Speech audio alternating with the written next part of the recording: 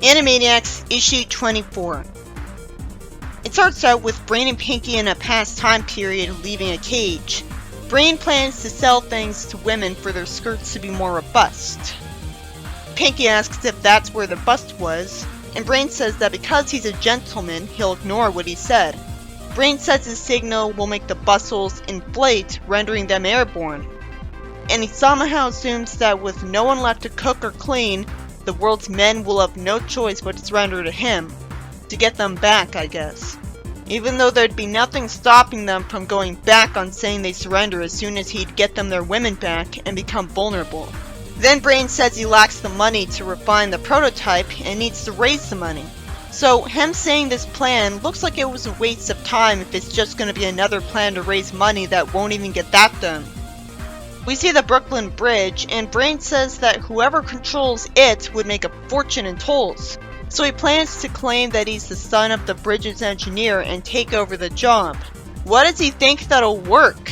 He's clearly a talking mouse, so nobody would believe he was actually related to him or even his adopted son.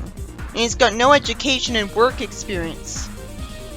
Somehow, Pinky asks a genius engineer if he knows anything about construction.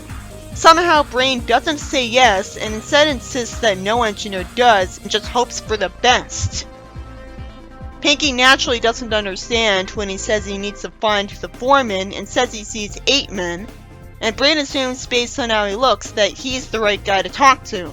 He expects him to believe he's the son of their late engineer with no evidence, and when he demands respect, Pinky uncharacteristically complains that he's giving him the chills. The actual son tells off Brain because he thought to come here and doubts that he's an engineer. He tells Pinky to bring him donuts to eat instead of actual tools and materials. Why is this joke being made?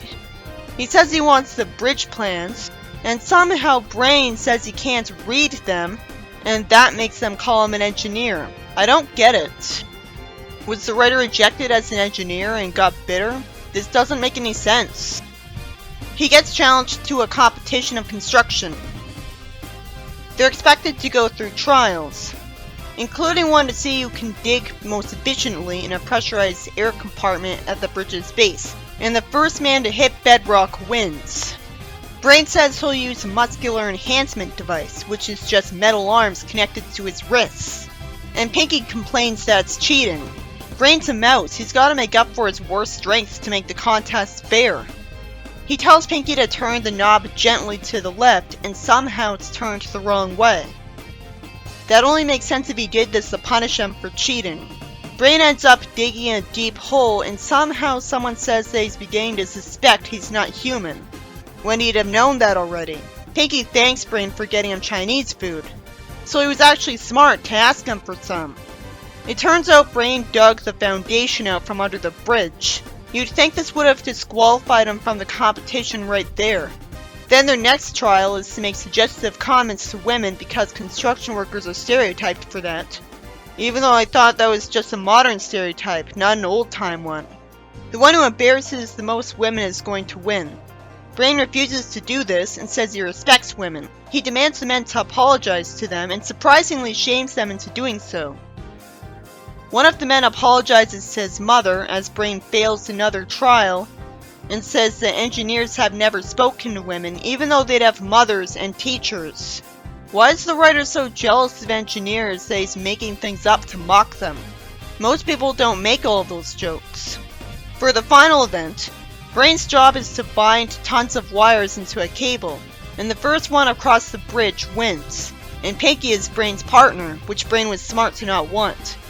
I assume he couldn't just ask for a new partner. Pinky spins the binding wheel too fast with a strength enhancer. I don't blame him for thinking this wouldn't backfire and would only get the job done a lot faster. They get sent ahead and a platform slams into something and they end up being flung off it. The foreman says that while Brain's won every round, he also practically destroyed the bridge in the process. Why did he say Brain won every round when he refused to participate in the second trial? He can't tell what person to pick, and somehow he decides to use the real son's mother to try to solve this dispute.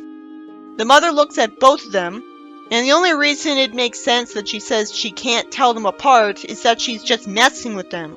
She says she has to see the tushy she diapered when her boy was a kid. There's no way that would be the one way she'd identify her son. Obviously, she wouldn't be able to see it looking the same way again. Even if she had face blindness and color blindness, she still would be able to see that the overall shape of her real son in general is definitely that of her real son, since I doubt it's been decades since she's seen him. And Brain looks nothing like a human. Brain tells Pinky that by sheer luck indeed, he's somehow wearing his bustle prototype under his suit. He wouldn't do that because he'd know it'd risk it getting destroyed from all the slapstick he always goes through on his adventures, and it was meant for women to wear instead. So how'd he even get this idea? He tells Pinky to inflate it. The people near them would hear this, and Brain would know that. They also hear Brain tell Pinky to stop. She'd see the wire. Pinky says he can't stop because there's no off switch. Brain would have remembered that because he made it. Brain ends up floating away, and the only reason it makes sense that the woman calls him her son is that she's just messing with people. The whole story I was waiting for this game about the Brooklyn Bridge to be mentioned. And finally, Pinky tells Brain that as a present he bought him the bridge, with all of their savings. But unfortunately, we don't get to see a panel where he explains to Pinky why that's a stupid idea. He doesn't explain that you can't own the bridge since bridges are government property. So that doesn't educate people to not fall for a scam like that. Animaniacs issue 28. Brain wonders what Pinky's watching. Since when would he care? That must be because of the way Spock looks getting his curiosity. He says Pinky's been in front of the TV all day. I thought they got experimented on every day. They were lucky to get a break. Brain sarcastically calls Star Trek the finer arts and changes the channel because he already knows about a new advancement in cloning. That only makes sense if he heard about it from lab workers here first. He sees it getting reported on that sheep were cloned to want to play poker for no reason. Brain wishes he had that cloning device, as if he couldn't make one himself for some reason. Actually, he has no excuse for not making it himself because he made a son of his with the cloning device. So where did it go? This must be before that. Pinky annoys him on purpose and somehow doesn't know how to use the remote to turn the TV back on. Brain turns it on to shut him up. Spock's drawn to look so ugly just for a joke. It's confusing how sometimes the comic's allowed to reference things and other times it has to use different names and stuff to make fun of something instead of it being consistent. Pinky says any scientist would do anything for Spock, which makes Brain say that he's made him very happy, so it's kind of understandable how Pinky's reaction to his question is this time. Pinky sprays his own mouth, and Brain tells him with a nervous smile that they shouldn't let their enthusiasm overwhelm them. Normally in a moment like this he'll get annoyed with him, not act like this. Somehow, his plan is to use Pinky's Halloween costumes and dress up as Spock. There's no reason for why I think he'd actually have people think he's Spock because he's clearly a tiny talking mouse. Even if people believed he was Spock, despite the fact that they know he's fictional, when it's far more likely that they'd assume he's a cosplayer, they'd ask why he looks like this. I thought Brain was going to make a new Spock. He somehow thinks scientists would give him their cloning machine secrets just because he's cosplaying as Spock. He says he'll clone an army genetically dependent on a TV show, and unless they watch the show every night, his army would rampage, forcing the world to surrender to him. I like that he at least says that something else could happen instead, because the producers could release new episodes. Wouldn't he know that the army could just be shown reruns of the show on DVD or something and be satisfied? Maybe it wasn't released on any physical media in this universe. Why would he make them have a dependency on that at all instead of just having them lie that they have a dependency to it? That way it'd increase the likelihood that Xena would get more episodes, and have an army that wouldn't be made to stop rampaging so easily. It sure is a shame for him that he's too lazy and impatient to try to figure out how to make that cloning machine himself, when he'd have faith in his own ability to do that. It should have been a robot making machine instead, because Romy exists.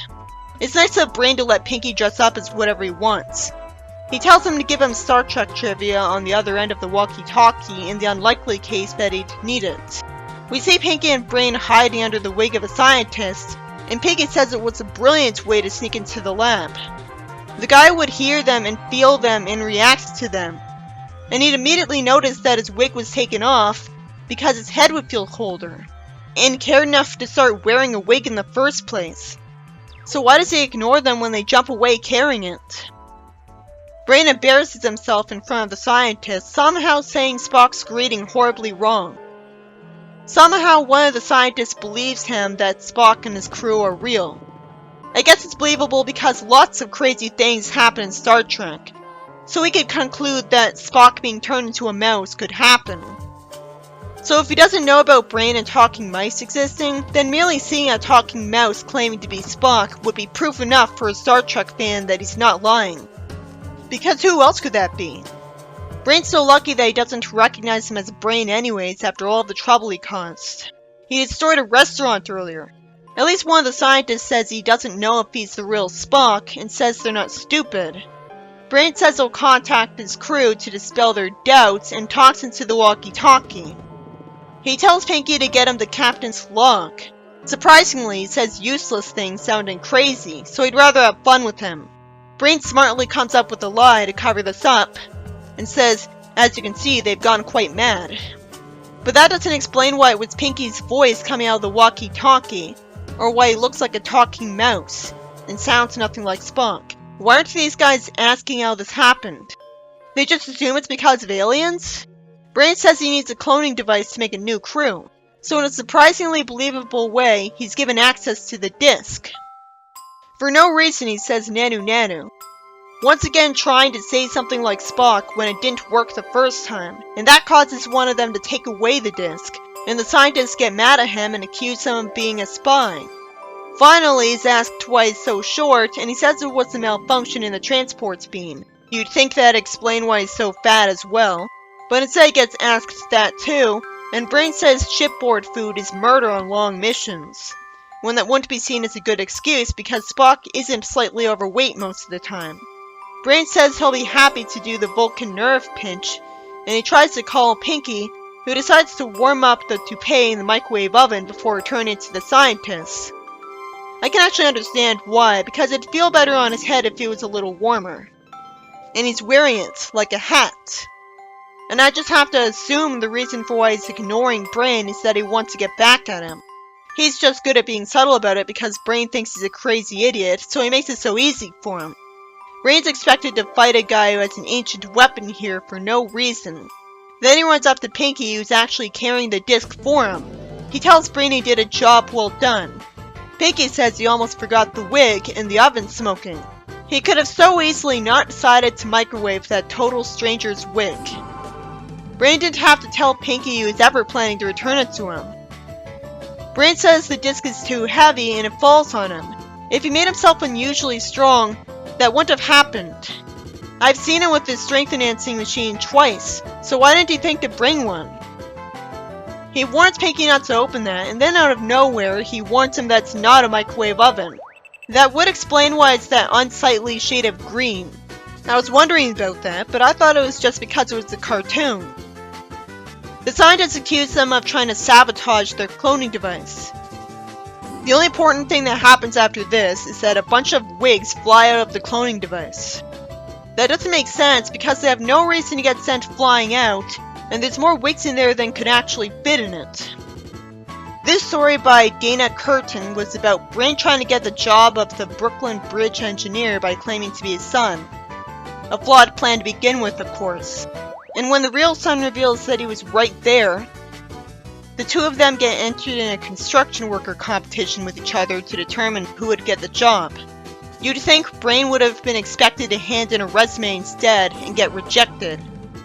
Brain compensates for his weaker strength using a digging machine, and refuses the catcall, but he's somehow counted as winning that trial too. And then Pinky makes the binding wheel for the bridge wire spin too fast with his machine. Somehow, despite winning all of the trials, he's not given the job right away. And instead, the real son's mother says she can't tell who's her real son. Which would only make sense if she was lying and just joking because she's not a good person. Or her son just sucks that much. She somehow says the only way she could tell which one is the real son is to check his tushy, even though obviously he's grown a lot since he was a baby. And when Pinky inflates Brain's pants with a machine he had no reason to think to wear under them, Brain flies away because there was no off switch on it. So that ending could have easily not happened. I was glad the plot wasn't about Brain trying to sell someone the Brooklyn Bridge, because that'd be lazy. I hate all the stupid, confusing jokes about engineers for no reason, which showed no gratitude for making most of the things we love and take for granted. So I never expect them to be made fun of. How does Brain have no respect for engineers when he's one? This story by Dana Curtin and Jesse McCann is about Brain deciding to use a Halloween costume of Pinky's to disguise himself as Spock and fool scientists into giving him a disc about their cloning machine. He looks nothing like Spock. I thought he'd make a Spock-resembling robot. But when you think about it, it is surprisingly believable that he fools them because they're already Star Trek fans, so they'd want it to be real. And he's a talking mouse, so if they don't know talking mice exist in their world, they'd go with the only explanation they're being given for what they're seeing. And while Spock being turned into a mouse seems too silly for the show, I doubt it's something that's impossible in Star Trek. But the plan fails because Pinky tries to microwave the wig he stole after hiding under it to get into the lab. And it turns out the microwave oven was a cloning machine that could have easily not looked the way it did. I guess it was only based on a microwave because of laziness. So the scientists see the smoke coming out of it from the fact that he made too many wigs, and accuse him of sabotaging it. I have to just assume Pinky was trying to do the bald guy a favor by microwaving his wig, because he thinks it'd feel better if it was warm. He could have so easily not decided to do that, but clothes feel nice after they just came out of the dryer. So I can see where he got the idea, combined with the fact that he's compassionate. And I'm forced to assume that Brain either doesn't have the resources to make a cloning machine yet, or he'd rather go steal one and save himself the trouble. But still, after this he should just make the machine himself, which could have avoided all of this.